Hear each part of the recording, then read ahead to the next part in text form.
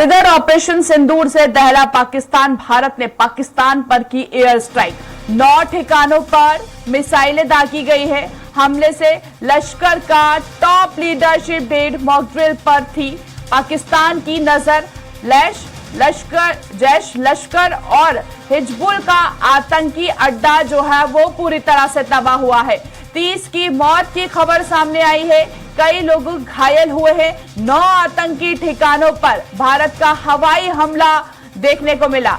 प्रधानमंत्री मोदी ने की पूरे ऑपरेशन की मॉनिटरिंग और मॉनिटरिंग करने के बाद यहां पर देखिए हमला हुआ जिसमें 30 लोगों की जान गई है। 9 आतंकी ठिकानों पर भारत का हवाई हमला देखने को मिला और इस हमले से कहीं ना कहीं पूरे पाकिस्तान में दहशत का माहौल नजर आ रहा। पूरा पाकिस्तान दहला हुआ है और खास इसलिए हो जाता है कि हमले से लश्कर का टॉप लीडरशिप ढेर हुआ है। मॉक ड्रिल पर पाकिस्तान की नजर थी और जैश लश्कर और हिजबुल का आतंकी अड्डा जो था वो पूरी तरह से तबाह हुआ है।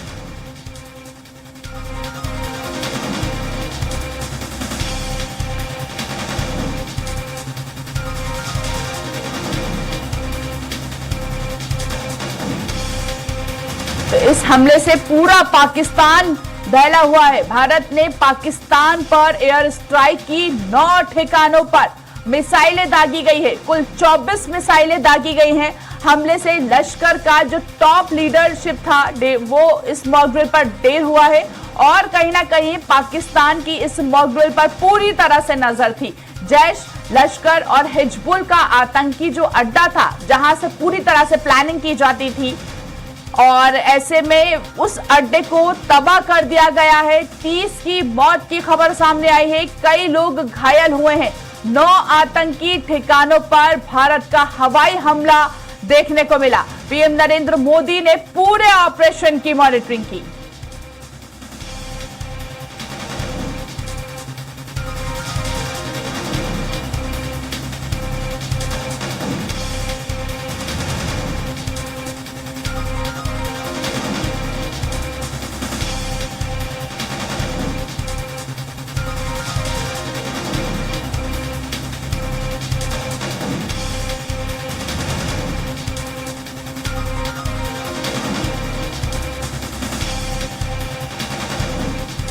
तो भारत ने पहलगाम हमले का बदला कहीं ना कहीं यहां पर लिया।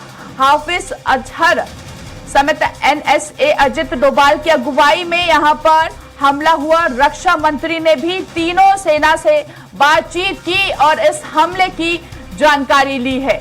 तो जैश लश्कर और हिजबुल का जो आतंकी अड्डा था वो पूरी तरह से तबाह कर दिया गया है। 30 की मौत की खबर सामने आई है, कई लोग घायल हुए हैं। तो भारत ने भी जिस तरह से हमने देखा पहलगाम में हमला हुआ था और कहीं ना कहीं भारत यानी कि कह सकते हैं कि प्रधानमंत्री नरेंद्र मोदी ने भी कहा था कि कुछ बड़ा होगा और वो रास्ता यहाँ पर साफ नजर आ रहा है। बड़ा हमला यहाँ पर देखने को मिला और इसके साथ ही साथ इस हमले में 30 लोगों की जान चली गई है। इस हमले के बाद पूरे पाकिस्तान में दहशत का माहौल है।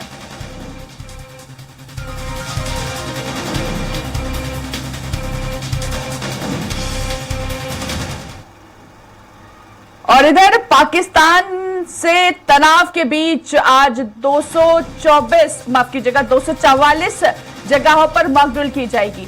सिखाए जाएंगे हमले से बचने के तरीके, इसके साथ ही टॉर्च कैच रखने की सलाह भी दी जाएगी। पाकिस्तान पर एयर स्ट्राइक के बाद आज 12 राज्यों में ब्लैकआउट किया गया है। हमले से बचने के तरीके सिखाए जाएंगे। युद्ध के हालत में बचाव की तैयारी यहां पर अब कहीं ना कहीं तेज हो गई है। तो 244 जगहों पर मॉक ड्रिल की जाएगी, सिखाए जाएंगे हमले से बचने के तरीके और इसके साथ ही पाक पर एयर स्ट्राइक के बाद आज 12 राज्यों में ब्लैकआउट किया जाएगा।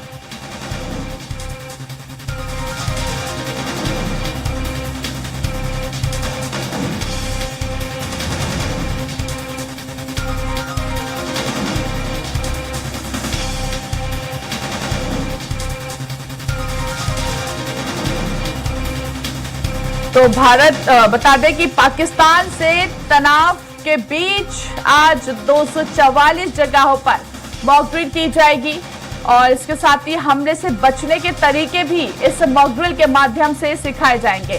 तो आज कैश रखने की सलाह यहां पर दी जाएगी। साथ ही साथ पाक पर एयर स्ट्राइक के बाद 12 राज्यों में ब्लैकआउट किया जाएगा। हमले से बचने के तरीके सिखाए जाएंगे इस मॉक ड्रिल के माध्यम से। युद्ध के हालात में बचाव की तैयारी अब कहीं ना कहीं तेज होती हुई नजर आ रही है।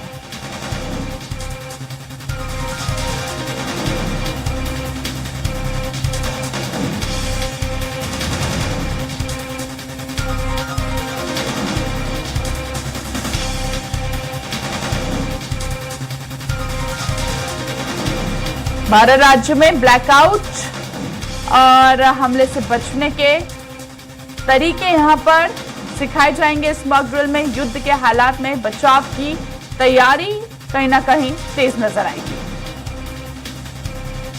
तो पाकिस्तान से तनाव के बीच आज 244 जगहों पर मॉक ड्रिल की जाएगी और इस पूरे मॉक ड्रिल की नजर प्रधानमंत्री नरेंद्र मोदी पर होगी। पूरे ऑपरेशन की नजर प्रधानमंत्री नरेंद्र मोदी पर उनकी होगी।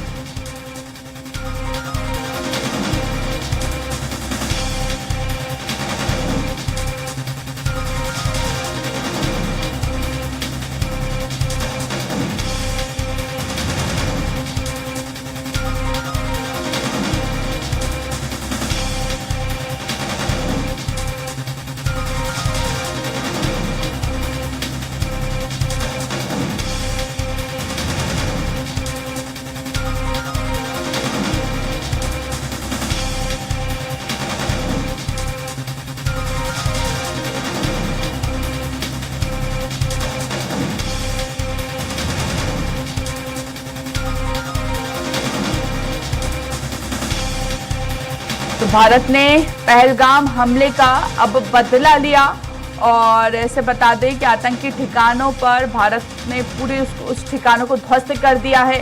साथ ही साथ रक्षा मंत्री ने भी तीनों सेनाओं प्रमुखों से बातचीत की, हमले की जानकारी ली और इसके साथ ही साथ अब यहां पर 12 राज्यों में 244 जगहों पर मॉक ड्रिल की तैयारी पूरी हो चुकी है और ऐसे में ब्लैकआउट किया जाएगा 12 राज्यों में। इसके साथ ही हमले से बचने के तरीके भी यहां पर सिखाए जाएंगे। युद्ध के हालात में किस तरह से अपने आप का बचाव करना है और कहीं ना कहीं इस मॉक ड्रिल में इसकी जानकारी जो है वो दी जाएगी। इसकी तैयारी अब पूरी हो चुकी है।